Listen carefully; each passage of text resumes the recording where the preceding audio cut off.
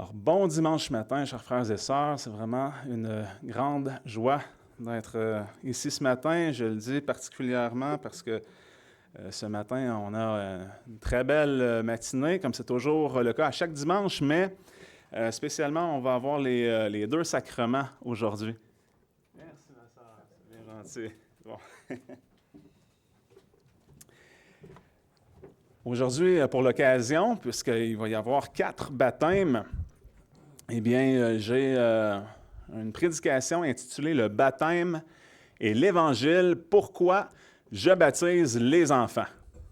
Un titre un peu controversé, hein? Bien sûr, pourquoi je baptise les enfants? J'espère que ça ne fera pas polémique dans l'association. Soyez sans crainte, je vous rassure. Je ne crois pas au baptême des bébés. Donc, je ne suis pas pédobaptiste, je ne l'ai jamais été, je ne suis toujours pas. D'ailleurs, je crois que ma position est la mieux alignée et la plus conforme avec notre confession de foi, qui est la 1689. C'est ce que je vais vous démontrer ce matin. Et j'ai choisi de me présenter devant vous sans aucune note, sauf ma présentation PowerPoint. Et avant de débuter, on va se courber dans un mot de prière.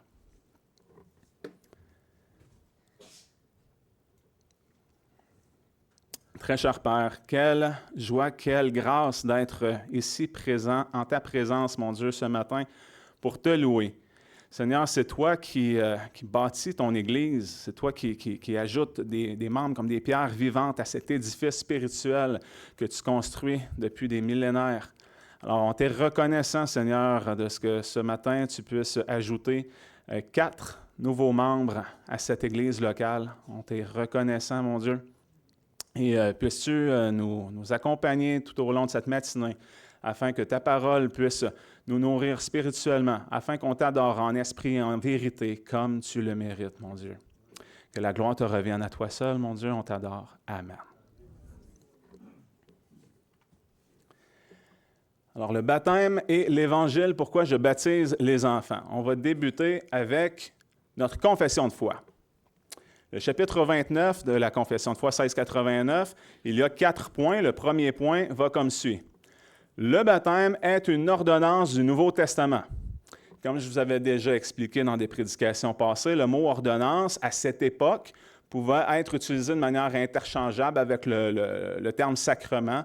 Alors, c'est l'un ou l'autre peuvent fonctionner.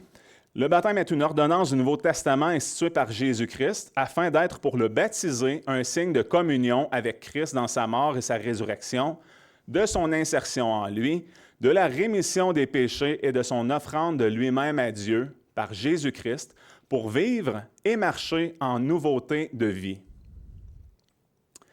Le point 2. Ceux qui professent de fait la repentance envers Dieu et la foi et l'obéissance au Seigneur Jésus-Christ sont les seuls sujets aptes à recevoir cette ordonnance. Troisième point, l'élément extérieur à utiliser dans cette ordonnance est l'eau, dans laquelle le candidat est baptisé au nom du Père, du Fils et du Saint-Esprit. Quatrième point, l'immersion ou le fait de plonger la personne dans l'eau est nécessaire pour que cette ordonnance soit légitimement administrée. Alors, tout ce que vous allez voir ici ce matin va se dérouler conformément à ce qu'on vient de lire dans notre confession de foi 1689. Alors, on utilise bien sûr le baptistère ici qui est rempli d'eau, où la personne va être complètement immergée dans l'eau. C'est ce qu'on croit en tant que réformé baptiste, c'est la manière dont on pratique le baptême. Le point sur lequel je veux vraiment mettre l'accent aujourd'hui, c'est le point numéro 2, qui se lit « Ceux qui professent de fait la repentance envers Dieu et la foi et l'obéissance au Seigneur Jésus-Christ sont les seuls sujets aptes à recevoir cette ordonnance. » Pourquoi c'est important? Bien parce que le fait que ceux qui se repentent et qui croient et qui obéissent au Seigneur soient les seuls sujets aptes à recevoir cette ordonnance, ça disqualifie automatiquement les bébés, Les bébés qui ne sont pas aptes encore à se repentir et à croire, à faire profession de foi et à obéir au Seigneur Jésus-Christ. Alors, c'est pourquoi nous sommes des réformés baptistes. Nous ne sommes pas, comme nos frères presbytériens, pédobaptistes. Mais qu'en est-il maintenant des enfants et des autres? Parce que je disais, pourquoi je baptise les enfants? J'ai choisi d'adresser ce sujet parce que ce matin, non seulement je vais baptiser un jeune homme de 30 ans, mais je vais aussi baptiser 3 autres jeunes hommes, un de 15 ans, un de 13 ans et un autre de 11 ans. Alors, ça peut être peut-être controversé parce que je sais qu'il y a certaines églises qui vont fixer des limites d'âge, qui vont dire « Ah, on ne baptise pas en bas de 16 ans ou 15 ans ou 14 ans, peu importe. » Alors, on va regarder ça pour voir qu'est-ce que la Bible nous enseigne à ce sujet. Et on a lu dans notre confession de foi, il n'y a aucune limite d'âge qui est apposée. Alors, qui sont aptes à recevoir le baptême? Un des versets utilisés pour appuyer le point 2, c'est Marc 16, qui se lit « Celui qui croira et qui sera baptisé sera sauvé, mais celui qui ne croira pas sera condamné. » Alors, on voit que la notion de croire, la foi, est reliée avec le baptême. Celui qui croira et qui sera baptisé sera sauvé. Mais celui qui ne croira pas sera condamné. Alors, inutile de rajouter et qui ne sera pas baptisé, parce que tous ceux qui sont baptisés, ce sont des croyants. Donc, on n'a pas besoin de spécifier celui qui ne croira pas et ne sera pas baptisé, bien sûr. La question dont on doit se poser maintenant, c'est qu'est-ce que croire? Selon le dictionnaire Antidote, un dictionnaire français, il y a 3 définitions. C'est considérer un énoncé comme vrai, considérer l'existence de quelque chose, de quelqu'un comme vrai, ou avoir la foi religieuse. Alors nous, dans notre cas, c'est plus selon la 3e définition. Hein, on sait que juste de considérer l'existence de Dieu, ce n'est pas nécessairement ça qui est de croire, d'avoir la foi biblique dont il est question pour pouvoir être baptisé. Comme la parole de Dieu nous le dit, les démons croient aussi en l'existence de Dieu et ils tremblent. Alors, on parle vraiment d'avoir une foi religieuse. La définition biblique de la foi, il n'y a pas un meilleur verset que Hébreux 11.1 pour nous la donner. Or, la foi est une ferme assurance des choses qu'on espère, une démonstration de celles qu'on ne voit pas. Romains 10, les versets 13 à 17 nous disent « Car quiconque invoquera le nom du Seigneur sera sauvé. Comment donc invoqueront-ils celui auquel ils n'ont point cru? Et comment croiront-ils en celui dont ils n'ont pas entendu parler?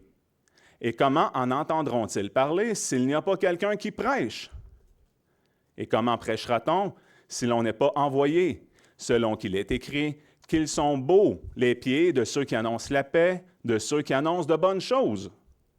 Mais tous n'ont pas obéi à l'Évangile, car Ésaïe dit, « Seigneur, qui a cru à notre prédication? » La foi vient donc de ce qu'on entend, et ce qu'on entend vient de la parole de Dieu. Alors, c'est important que l'Évangile soit proclamé audiblement. Les gens qui puissent l'entendre, la comprendre. 1 Corinthiens 1.21. « Car tandis que le monde, par cette sagesse, n'a point connu Dieu dans la sagesse de Dieu, il a plu à Dieu de sauver les croyants par la folie de la prédication. » Alors, c'est comme ça que Dieu a décrété les choses. Le juge est bon de sauver les gens par la folie de la prédication. On veut que l'Évangile soit prêché à tous, en tout lieu, afin que les gens se convertissent au Seigneur, qu'ils se repentent et qu'ils croient en Jésus-Christ. Alors voilà une raison de plus de considérer l'importance d'évangéliser. Et là, je ne veux surtout pas réduire l'importance de votre témoignage. C'est important que les gens voient chez vous un bon témoignage, que vous vivez d'une manière conséquente avec l'Évangile de Christ. C'est très important. Mais les gens ne se convertiront pas simplement en vous voyant tondre votre gazon avec le sourire.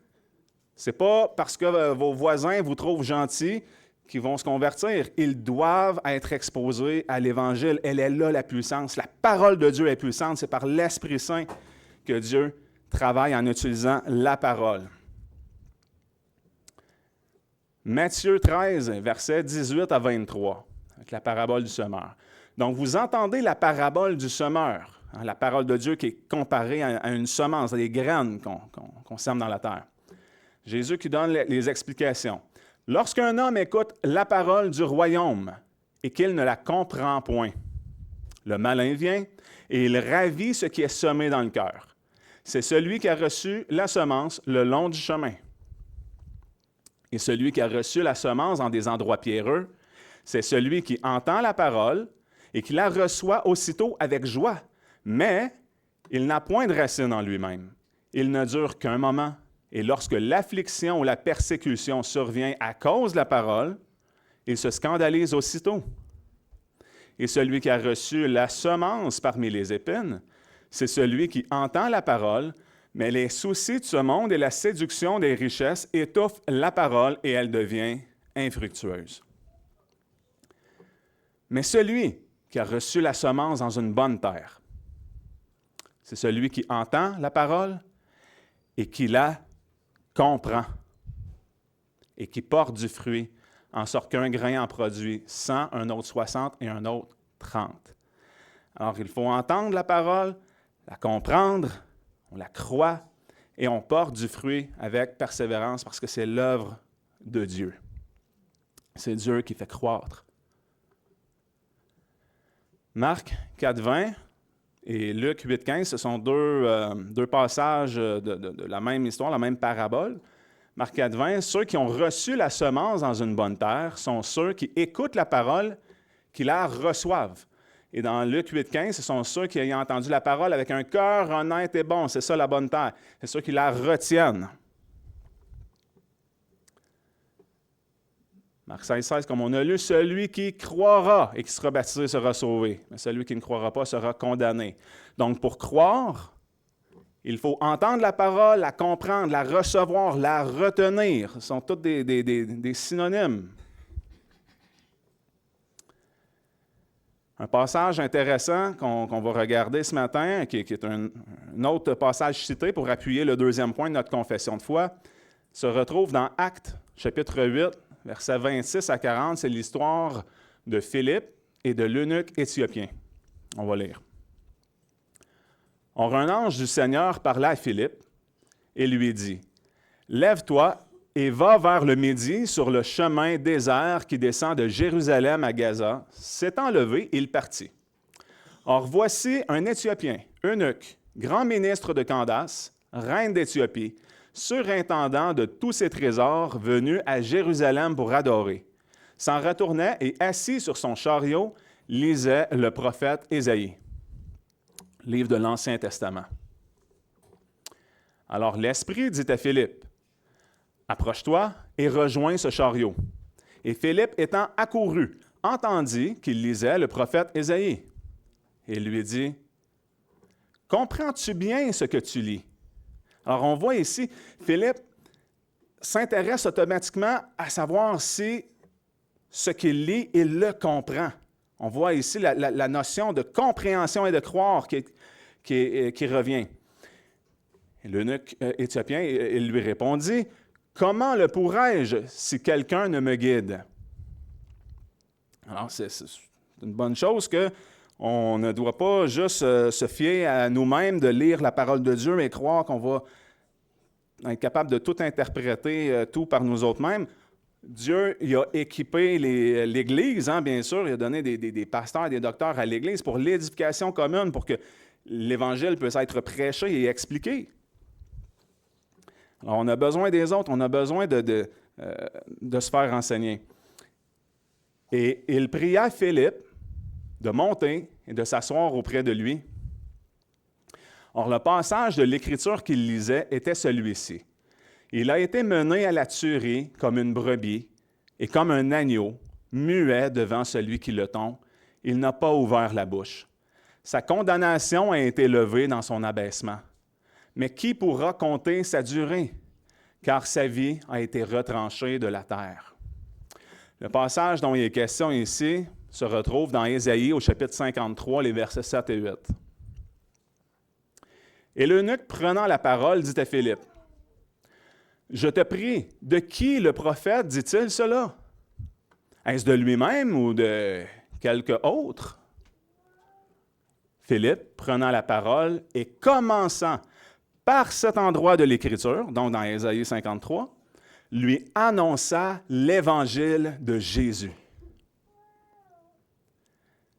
Donc Philippe prêche l'Évangile à partir de l'Ancien Testament, à partir des Saintes Écritures.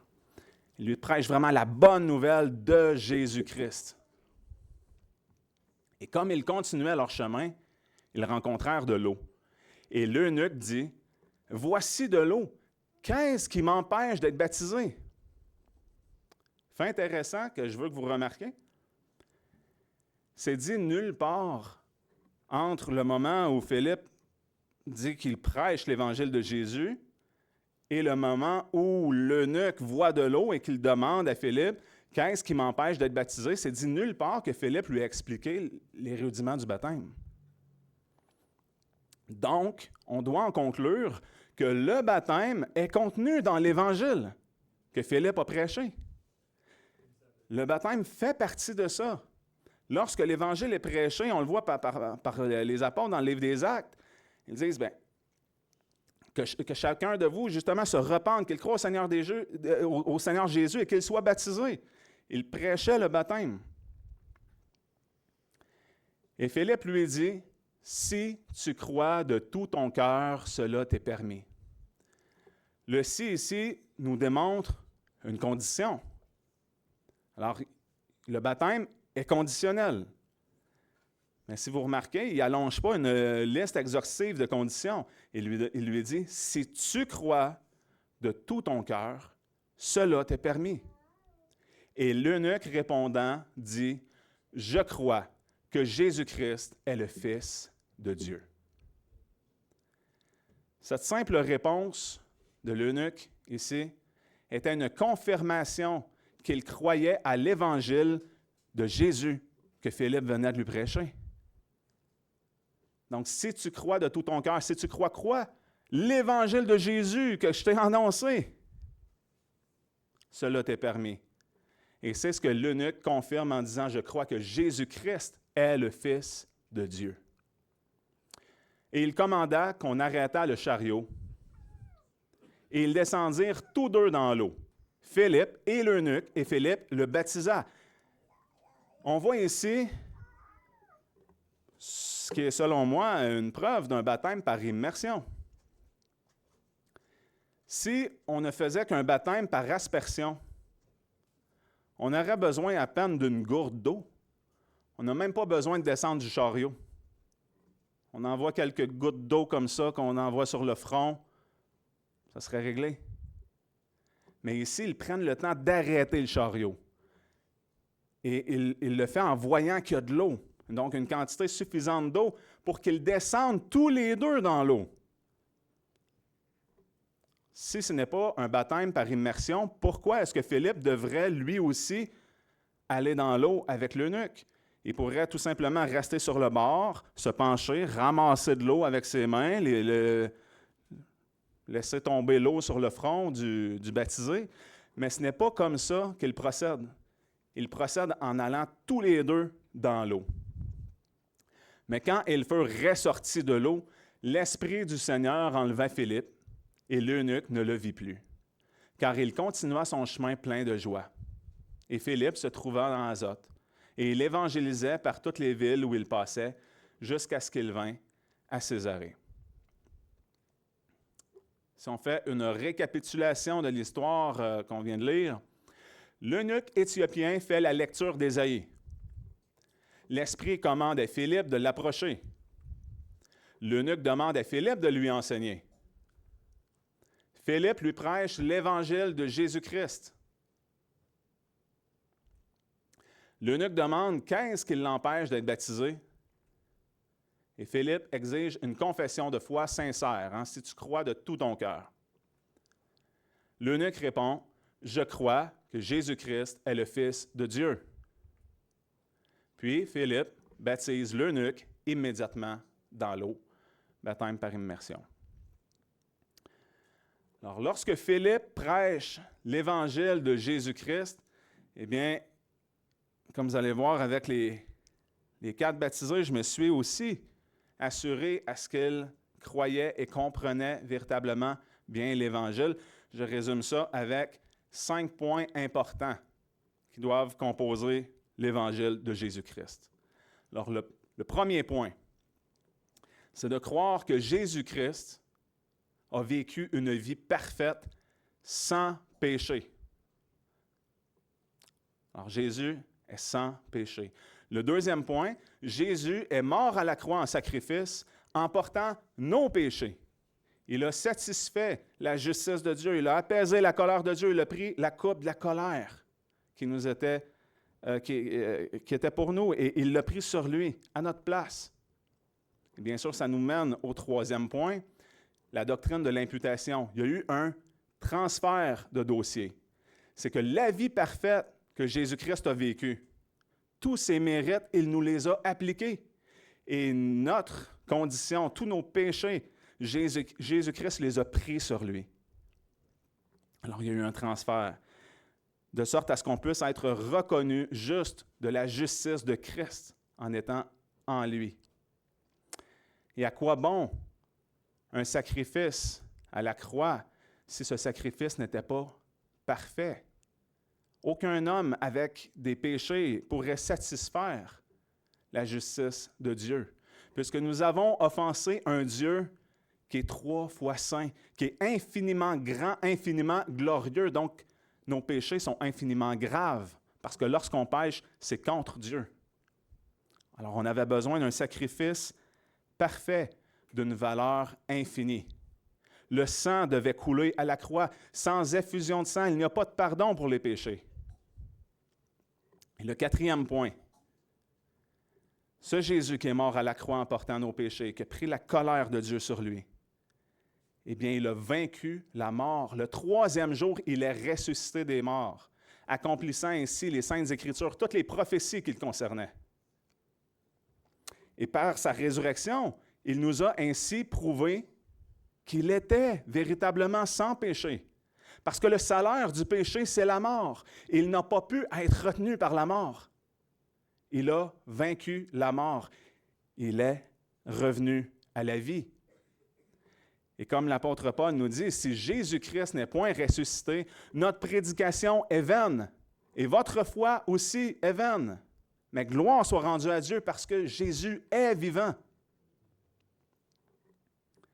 Par sa résurrection, il a prouvé qu'il était le Fils de Dieu. Car qui d'autre que le Fils de Dieu pourrait être parfait et sans péché? Et finalement, le 5e point, ce même Jésus qui est ressuscité reviendra pour juger les vivants et les morts. Et non seulement il va revenir, lui qui est ressuscité, mais il va nous ressusciter, nous aussi. Tous ceux qui croient en lui reviendront à la vie. Et puisqu'il a la vie en lui-même, il a le pouvoir de nous donner la vie éternelle. Et c'est ce qu'il nous a promis, afin qu'on puisse vivre pour l'éternité en sa présence dans le royaume des cieux. Alors, la résurrection de Jésus-Christ fait partie de la bonne nouvelle. Le retour de Jésus-Christ et notre résurrection fait aussi partie de l'Évangile. Récapitulation, qu'est-ce que l'Évangile de Jésus? Jésus a vécu une vie sans péché. Jésus est mort en portant nos péchés. Jésus nous a imputé sa justice, créditée à notre compte, de sorte à ce qu'on soit reconnu juste de la justice de Christ. Jésus a ressuscité des morts, accomplissant ainsi toutes les saintes Écritures qui le concernaient. Et Jésus reviendra et donnera la vie éternelle à tous ceux qui croient en lui. Amen. Si je fais un petit sommaire, récapitulation, c'est pour être baptisé, il faut croire l'Évangile de Jésus-Christ. Alors, on l'a vu ici avec l'histoire de l'eunuque éthiopien. Il dit, voici de l'eau, qu'est-ce qui m'empêche d'être baptisé? Et Philippe lui pose une seule condition. Si tu crois de tout ton cœur, cela t'est permis. Alors, il faut croire l'Évangile de Jésus. Pour avoir la foi, il faut entendre l'Évangile, comme on a lu. Romains 10, 11, la foi vient donc de ce qu'on entend, et ce qu'on entend vient de la parole de Dieu. 1 Corinthiens 1, 21, car tandis que le monde, par cette sagesse, n'a point connu Dieu dans la sagesse de Dieu, il a plu à Dieu de sauver les croyants par la folie de la prédication. Croire implique la notion de comprendre. On l'a vu ici dans la parabole du semeur, Matthieu 13, 23. Celui qui a reçu la semence dans une bonne terre, c'est celui qui entend la parole et qui la comprend et qui porte du fruit en sorte qu'un grain en produit 100, un autre 60 et un autre 30. 1 Corinthiens 2, 14. Or, l'homme animal, c'est-à-dire l'homme qui n'est pas régénéré de Dieu, ne comprend point les choses de l'Esprit de Dieu, car elles lui semblent folie, et il ne les peut connaître, parce que c'est spirituellement qu'on en juge. C'est l'homme né de nouveau qui va comprendre les choses spirituelles. Une naissance qui nous vient de l'Esprit. On a vu aussi, dans des prédications passées, je pense que je vous l'ai assez expliqué et enseigné durant ma longue série de 9 prédications sur la doctrine de l'élection, la foi est un don de Dieu. Éphésiens 2, 8, car vous êtes sauvés par la grâce, par le moyen de la foi, et cela, quoi? Tout ce qui est avant, la grâce, le moyen de la foi. Cela ne vient pas de vous, c'est le don de Dieu. 2 Pierre 1, 1, Simon-Pierre, serviteur et apôtre de Jésus-Christ, il s'adresse à qui? À ceux qui ont reçu en partage une foi du même prix que la nôtre, par la justice de notre Dieu et du Sauveur Jésus-Christ. La foi est quelque chose qu'on reçoit. Philippiens 1, 29, parce qu'il vous a fait la grâce, à cause de Christ, non seulement de croire en lui, mais encore de souffrir pour lui. Alors, c'est une grâce de souffrir pour Christ, mais c'est aussi une grâce de croire en Jésus-Christ. Une grâce, c'est quelque chose qu'on reçoit, qu'on ne mérite pas. Si vous croyez aujourd'hui, soyez humble. Ce n'est pas parce que vous êtes plus intelligent, plus perspicace que votre voisin incrédule. C'est parce que Dieu vous a fait grâce. Pas parce que vous l'avez mérité. Revenons maintenant à notre confession de foi, chapitre 29, la 1689. Ceux qui professent de fait la repentance envers Dieu et la foi et l'obéissance au Seigneur Jésus-Christ sont les seuls sujets aptes à recevoir cette ordonnance. Puisque nous baptisons seulement ceux qui professent que Jésus-Christ est le Fils de Dieu, nous ne baptisons pas les bébés, comme je l'ai dit au début, mais qu'en est-il des enfants? Je vous ai expliqué tantôt que je vais même baptiser un jeune de 11 ans ce matin. Les enfants peuvent-ils croire? C'est la question dont on devrait se poser. Parce que si la seule condition, c'est de croire, bien, on va se poser cette question-là. Matthieu 18, versets 1 à 6. À cette heure-là, les disciples vinrent à Jésus et lui dirent, « Qui est le plus grand dans le royaume des cieux? » Et Jésus, ayant fait venir un enfant, le mit au milieu d'eux et dit, « Je vous le dis en vérité, si vous ne vous convertissez et si vous ne devenez comme des enfants, vous n'entrerez point dans le royaume des cieux. C'est pourquoi quiconque s'abaissera comme cet enfant, celui-là est le plus grand dans le royaume des cieux. Et quiconque reçoit un tel enfant en mon nom, me reçoit. Mais si quelqu'un scandalise un de ces petits qui croient en moi, il vaudrait mieux qu'on lui attachât une meule au cou et qu'on le jetât au fond de la mer. » Notre Seigneur Jésus-Christ confirme ici, dans ce passage, que des petits-enfants peuvent croire en lui. Il n'y a pas d'âge pour recevoir la foi. Dieu peut faire grâce même à de jeunes enfants. Il peut leur donner la foi lorsqu'ils sont exposés à l'Évangile. Les enfants sont un exemple d'humilité. Marc 10, versets 13 à 16. Alors on lui présenta des petits-enfants afin qu'il les touchât. Mais les disciples reprenaient ceux qui les présentaient. Et Jésus, ayant vu cela, en fut indigné. Et il leur dit, « Laissez venir à moi les petits-enfants et ne les en empêchez point, car le royaume des cieux est pour ceux qui leur ressemblent. Je vous dis en vérité que quiconque ne recevra pas le royaume de Dieu comme un petit enfant n'y entrera point. » Et les ayant pris entre ses bras, il leur imposa les mains et les bénit. Vous savez que Dieu résiste aux orgueilleux, mais il fait grâce aux humbles. Soyez humbles comme de petits enfants. Les enfants qui sont généralement assez crédules. Enseignez la vérité à vos enfants. Prêchez-leur l'Évangile dès leur plus jeune âge. Ne rien enlever, ne rien ajouter. Ici, on a vu dans Acte 8, 36-37, que l'eunuque voit de l'eau. Qu'est-ce qui m'empêche d'être baptisé? Philippe qui lui répond, « Si tu crois de tout ton cœur, cela t'est permis. » Alors, d'après ce qu'on a lu dans les Saintes Écritures, d'après notre confession de foi, eh bien, on n'enlève rien, hein? On garde la condition de croire, faire une profession de foi crédible. Alors, on ne baptise pas des bébés, bien sûr, mais on ne rajoute pas non plus des conditions. Philippe n'a pas exigé une pièce d'identité pour voir, bon, ben, je veux voir si tu as l'âge. Philippe n'a pas exigé non plus une formation théologique exhaustive. Sur le chemin comme ça, il lui prêche l'Évangile à partir du livre d'Ésaïe, à partir des écrits de l'Ancien Testament. Et aussitôt que l'eunuque fait une déclaration de foi, Philippe va ensuite procéder.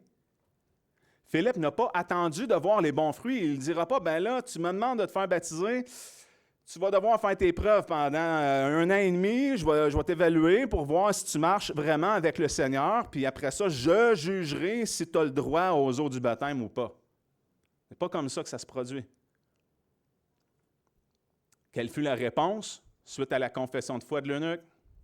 La réponse de Philippe fut de le baptiser. Philippe le baptisa. Parce que finalement, ce n'est pas la personne qui baptise qui prend la responsabilité de s'assurer que la personne est véritablement née de nouveau. On n'a pas un scanner au Saint-Esprit. On le voit, même Simon le magicien a été baptisé dans les Saintes Écritures. Et on voit par la suite qu'il n'était pas nécessairement sauvé. Il avait demandé d'acquérir le don du Saint-Esprit par de l'argent et a été repris très sévèrement par l'apôtre Pierre. Et on sait que dans l'Écriture extra-biblique, dans tous les écrits qui ont suivi chez les écrits des premiers chrétiens, eh bien, on est raconté que Simon le magicien n'était pas sauvé. Alors, si on fait une déduction logique, numéro 1, la seule condition dans les Saintes Écritures pour être baptisé est de croire en Jésus-Christ. Deuxièmement, Jésus nous confirme que les enfants peuvent croire. On en arrive à une conclusion inévitable. Les enfants qui croient en Jésus peuvent être baptisés. C'est l'équation à laquelle on doit en arriver. En conclusion, Matthieu 28, 18 à 20. Jésus, s'étant approché, leur parla ainsi. « Tout pouvoir m'a été donné dans le ciel et sur la terre. Allez, faites de toutes les nations des disciples, les baptisant, au nom du Père, du Fils et du Saint-Esprit, et enseignez-leur à observer tout ce que je vous ai prescrit. Et voici, je suis avec vous tous les jours jusqu'à la fin du monde. » Amen. Courbons-nous avec un mot de prière pour conclure. Je sais que la prédication est beaucoup plus courte ce matin. C'est intentionnel parce qu'on a un culte plus long avec les 4 baptêmes plus le repas du Seigneur. Alors, prions Dieu. Ô très cher Père, on a vraiment cette grande joie, encore une fois, de recevoir ta parole. Bien sûr, On veut faire les choses le plus conformément possible à ce que tu nous enseignes, à ce que tu nous prescris. Alors, merci de nous permettre ce matin de vivre 4 baptêmes. Alors, on est reconnaissant pour cela. Et merci, Seigneur, de continuer à bénir et de prendre soin de toute l'Église ici à Actonville. On te rend grâce pour tout ce que tu fais, Seigneur, que la gloire te revienne à toi seul. Amen.